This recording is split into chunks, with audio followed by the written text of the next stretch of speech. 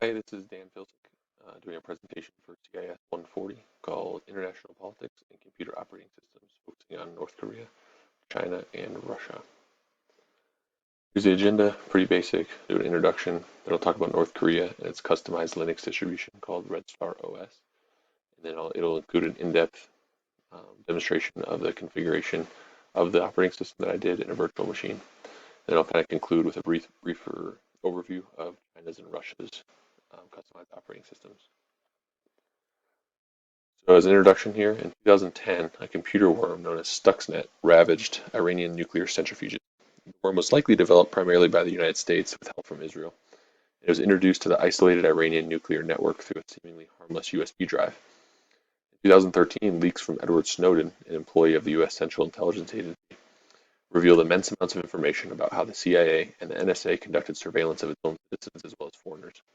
And then in 2017, a hacker group known as the Shadow Brokers disclosed a trove of classified information about NSA programs, hacking tools, and cyber weapons that had previously constituted carefully guarded national secrets. These high-profile leaks of technological exploitation capabilities by the U.S. have influenced adversaries of the United States to accelerate moving away from the market-dominating operating system of our generation, Windows, towards alternative operating systems. Specifically, North Korea and Russia have developed customized Linux distributions in the last decade, and China is in the process of developing a customized operating system for its military that's totally independent of Windows, Linux, or Mac OS. So the focus of this presentation today will be North Korea's custom Linux distribution known as Red Star OS. I'll describe notable features of the OS along with an in-depth look at how I installed and configured Red Star OS in an effort to exercise some of the skills learned in CIS 140, as well as learn more about the OS itself. Additionally, I'll briefly discuss China's custom Linux distribution, NeoKailan, but more importantly, I'll discuss China's move to a fully unique OS for its military. Finally, I'll provide an overview of Russia's custom Linux distribution called Linux. Overall, this presentation will focus primarily on the technical aspects of North Korea's Red Star OS, while including a moderate level of generalized discussion of the three aforementioned countries' development of custom operating systems. We'll start off here with North Korea and its Red Star OS. North Korea is known as the Hermit Kingdom due to its isolation from the rest of the world. North Korea offers a pretty fascinating case study in the strange connection between politics and operating systems. Little is known about how widespread computer usage is in the country, but based on the extreme poverty of the citizenry, it's likely that computer usage is relatively rare compared to the rest of the world.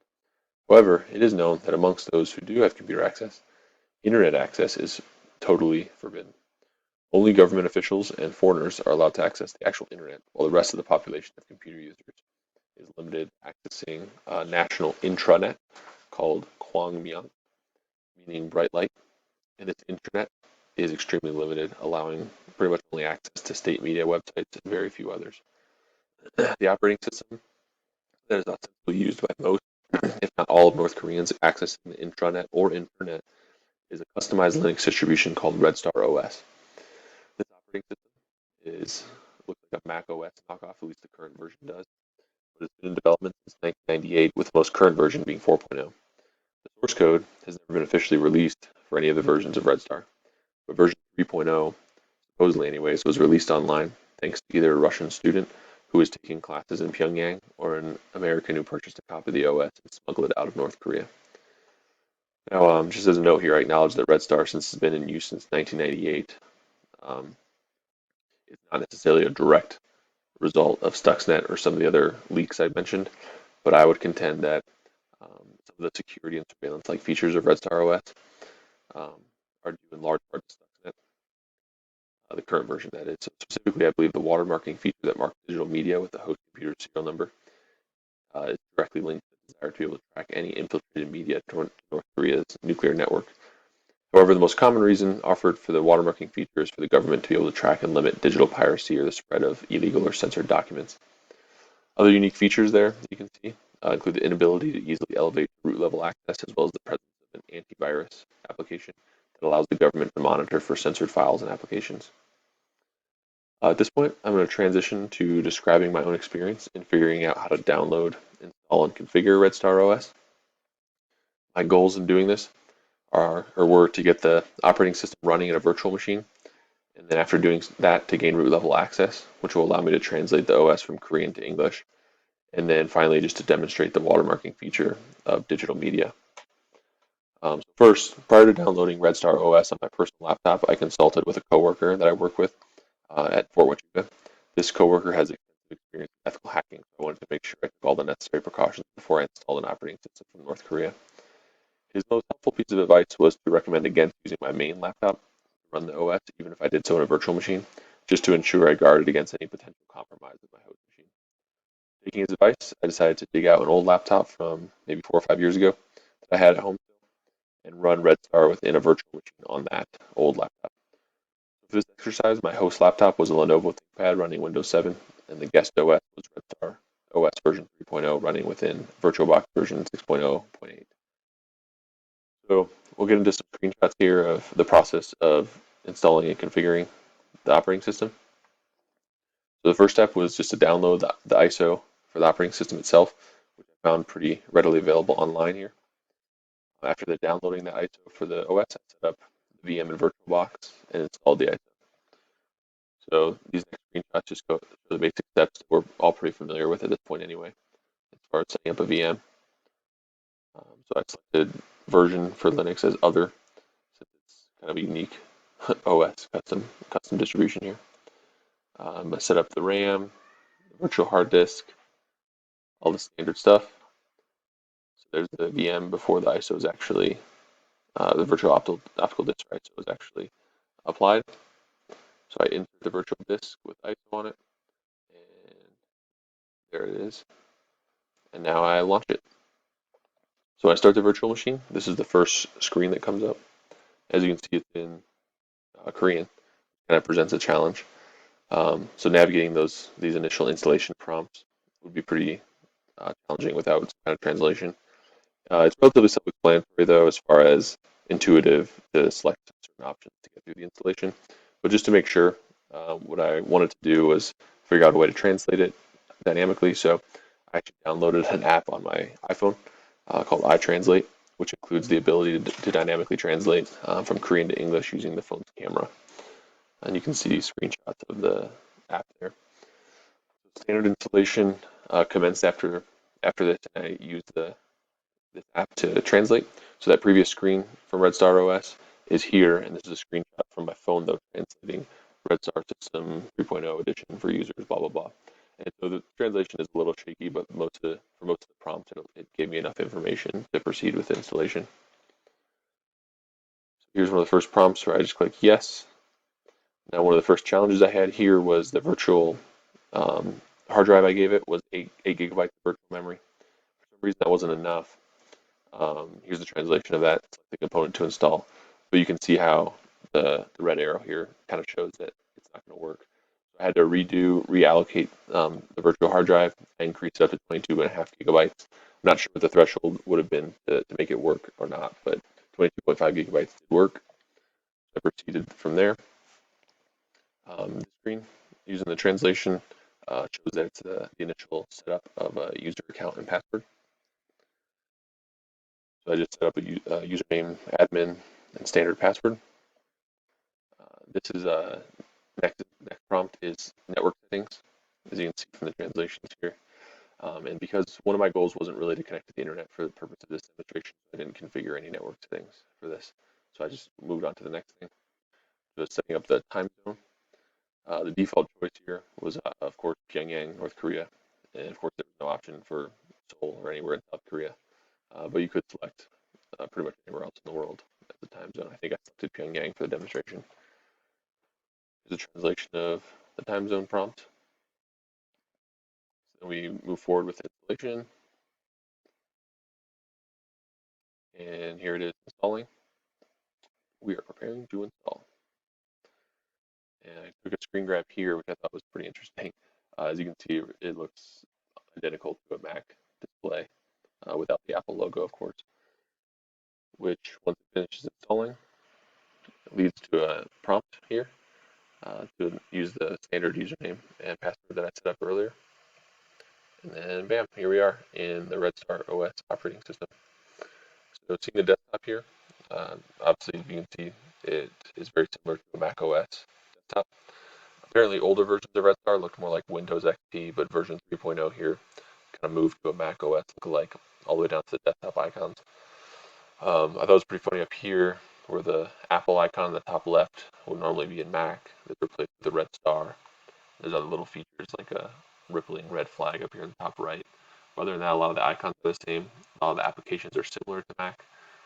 There's a custom browser here even that I don't think I took a screenshot of it, but when you open the browser, it automatically points to a public or a private IP within North Korea because in their internet they use the 10.0.0.0/8 private IP space, and they don't have domain name resolution DNS services, so every internet website has to be hit with an IP address. There's no .com or URL or whatever, which is kind of funny. Yeah, this is the first screen you see, and then from kind of some helpful hints that I found online, the first thing I tried to do was just figure out how to do basic things like changing the desktop background. So, well, here is the version of Red Star, but then navigating some of the prompts here, or some of the options here, I was able to find where you can change the desktop background. Some pretty standard backgrounds here, but then one of the subsections has some pretty interesting pictures, including this artillery gun line within North Korea, I would assume. So for the purposes of the demonstration, I changed the background to that, and I moved on to the next thing. And what I really want to do at this point is figure out how to change the language from Korean to English, but the only way to do that is to gain root access. And by default, root access is blocked. There's no way to elevate privileges as you normally would in Linux. So I kind of found some helpful guidelines online to figure out how to do it, and I'll walk through the prompt or the steps here of what I did. So first, I found the terminal, which in itself was pretty hard to do, but I was finally able to locate the terminal, open that up. As you can see here, it's a pretty standard Linux terminal. The next step was to figure out how to elevate root level access. So there was a script actually that I could have downloaded online to accomplish this task, but I really wanted to kind of get into the weeds of how it was done. So I went through all the steps of the commands. So basically what it comes down to is exploiting a writable file for an HP LaserJet printer rules within the Linux device manager that's used to configure printer names. And this file is executed as the root user. So by manipulating that file, you're able to execute other commands as root user. So first thing here, what the command I put in here searches for files with the attribute of write that uses the device manager service, and the output of this command shows the 85 blah blah blah HBLJ file as the only file without a permission denied alongside it. So right here you can see it's the only file that doesn't have permission denied. So the next command I did right here was to see what shells are being used on the system. As you can see, it's the standard bash, but you can see it also has the no login, which we learned about, which prevents anyone else from logging in the system. So that'll come into play in a minute. The next step right here is to create a temporary shell script that will link commands together to be executed by that rule that we talked about in the device manager earlier. So these commands here do that. I created a new line in the /etc sudoers, I don't know how to pronounce it, sudoers, whatever. Created a new line in there that will permit root elevation. And finally, I used the get root.sh script to configure that to run upon reboot of the system. So you can see here I changed it to an executable file. And once I did that, you can see it's not executable, and then I confirmed who I was. I'm still just logged in as a regular user. I rebooted the system, fired it back up, and still couldn't get root yet because there's one more kind of step to do. So the last step was to gain root access was to modify the etsy password file, which I couldn't have done before running that get root.sh script that I talked about a minute ago. Because I can now run a sudo command, I was able to modify the root entry of the etsy password file So you can see here the root file has the sbin/no login. So then I was able to run the sudo user mod -s and replace the -s replaces that entry with -bin slash or -bin, yeah, /bin/bash and replace the root. So then look at that, and as you can see, now by the root, instead of the sbin, it has the bin bash, which means that I can now execute in the bash terminal as root. So the next step is I confirm once again right here that I'm still admin, then I did sudo su, and boom, I'm now root. Who am I? Root.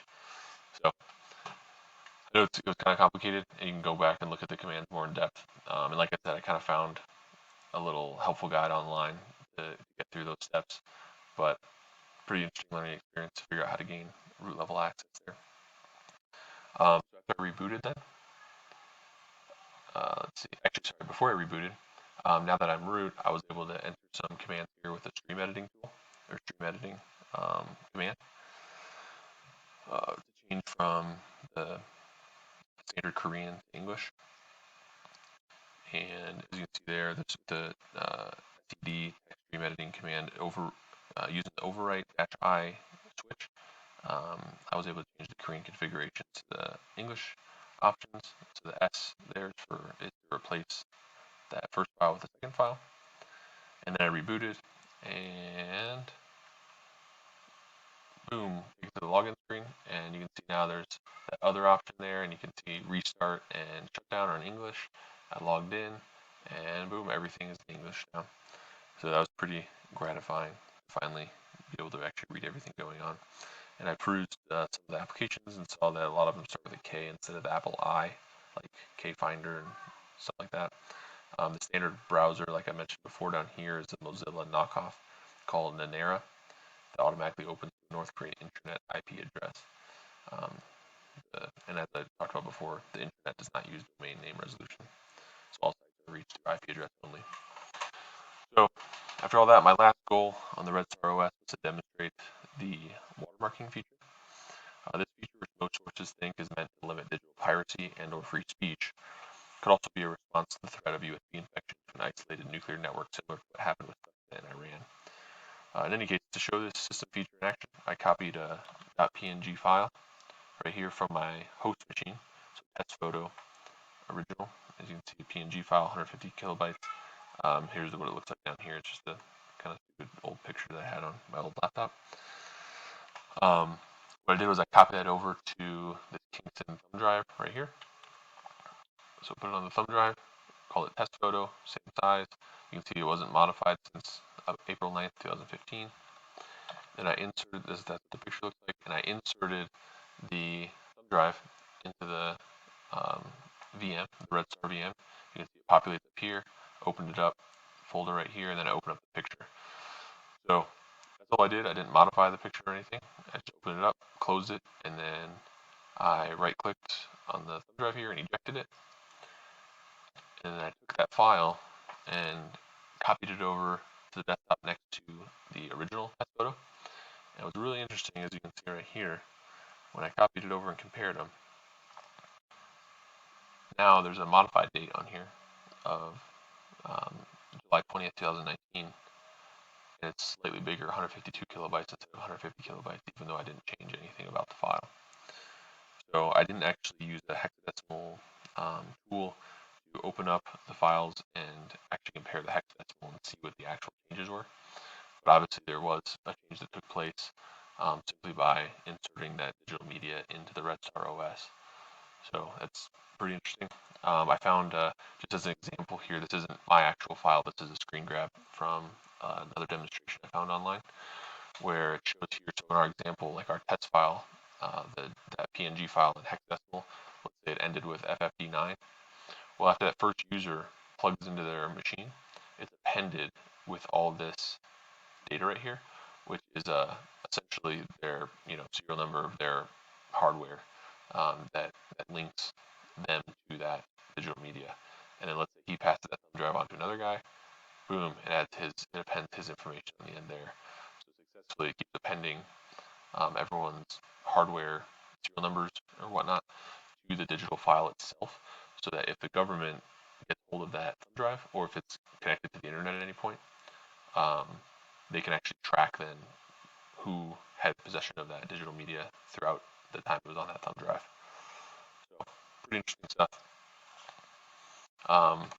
Yeah, that was all the stuff I did for the configuration of Red Star OS. I know it wasn't too crazy, just a few things, but it was definitely an enlightening experience that not only demonstrated the Mac OS lookalike aspect of the OS, but also the unique, quote, security features of prohibited default root access and then the digital media watermarking. And just to reiterate an earlier point, North Korea's custom Linux distribution is not itself a direct response to the high-profile leaks mentioned in the introduction, since the OS was in use before those incidents.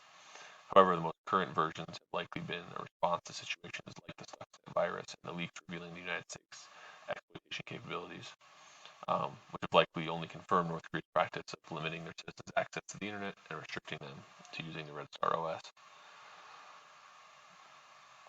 So this will transition to talking a little bit about China and their Neo-Kylin Linux OS and military custom OS. So another example of the surprising link between politics and operating systems is demonstrated with China. So while China has tried to push for the use of a custom version of Windows called Kylin since 2001, its citizenry has not really adopted it widely. They didn't mandate it. But just in the last several years, China has developed a custom Linux distribution called Neo-Kylin to try and eat into Microsoft's desktop OS market share. The reasons for this effort are multifaceted. On one hand, it's simply economic. China wants to become less dependent on the US, and Microsoft represents a huge foreign dependence for them. But perhaps more importantly, using Windows represents a large security risk from the Chinese government's perspective, as the many leaks over the last decade have revealed the pervasive ability of the US to exploit Windows in numerous ways. Beyond the standard users' operating systems, though, China just announced just in April 2019 that it's developing a totally new operating system for the Chinese military to use. Acknowledging that the risk of using any of the conventional operating systems like Windows, Linux, or Mac OS is just too great, China has chosen to design a unique OS to try and achieve a level of security they had never had before. So to achieve this goal, the Chinese government has passed the Internet Security Information Leadership Group to develop a new OS for the Chinese military, with ISILG reporting directly to the Central Committee of the Chinese Communist Party. This kind of reporting structure makes the ISILG independent of the conventional military chain of command, which kind of further highlights the importance the Chinese government is placing on this effort. So in response to security, political, and economic concerns, China is really demonstrating how crucial cybersecurity is to its national interest by developing its own custom operating system for the military. And lastly, real briefly, I'll discuss Russia and the Astra Linux OS. This final example of a United States adversary responding to political concerns by developing a customized OS, Russia is implementing the widespread use of a custom Linux distribution called Astra Linux. As of 2018, the Russia Ministry of Defense decided to replace Windows with Astra Linux on the government's desktop computers, and eventually the government wants to use Astra Linux as the country's mobile operating system. It's already been widely used by the Russian military for years now, thanks to both political and security motives. The Russian government is not only trying to improve data security through the use of Astra Linux, but they're very clearly trying to distance the country from Google, Apple, and Microsoft. After the controversial annexation of Crimea by Russia in 2014, Google, Microsoft, and Apple all complied with sanctions against Russia. So this compliance really, ticked off the Russian government and prompted them to overtly express the desire to move away from using standard operating systems, even to the point of saying they were going to move their 22,000 municipal governments to Astra Linux eventually. On the security side, as recently as April 2019, the Russian Federal Service for Technical and Expert Control has certified Astra Linux as secure data of, quote, special importance. And this data classification is even higher than secret and top secret, indicating that Astra Linux is getting primed to take over as the Russian military's and government's operating system of choice. So Russia has been progressively moving away from a reliance on Windows operating systems across all levels of government, and recent developments only reinforce this transition, as both security implications and political concerns have pushed the Russian government further along the path of widespread adoption of Astra Linux. So that's really it. In conclusion, the connection between international politics and computer operating systems is probably not really self-evident, but upon closer inspection, the relationship between the two becomes much clearer. As this presentation has discussed briefly, such events as Edward Snowden's leak regarding surveillance programs, the Iranian Stuxnet virus, and the shadow broker's exposure of the NSA's cyber weapons have pushed adversaries of the United States towards the adoption of customized operating systems. North Korea has developed a highly restrictive Red Star OS. China is developing a totally unique OS for its military, and Russia is in the process of implementing Astra Linux at all levels of its government. And then obviously I did that technical kind of deep dive into the installation and configuration of Red Star, and offered a pretty useful case study into the nature of a government customized operating system, while also providing a valuable opportunity to exercise some of the principles learned in CIS 140 throughout the semester. So here's all the works cited I used for the presentation, and that really concludes my presentation. So I appreciate your attention.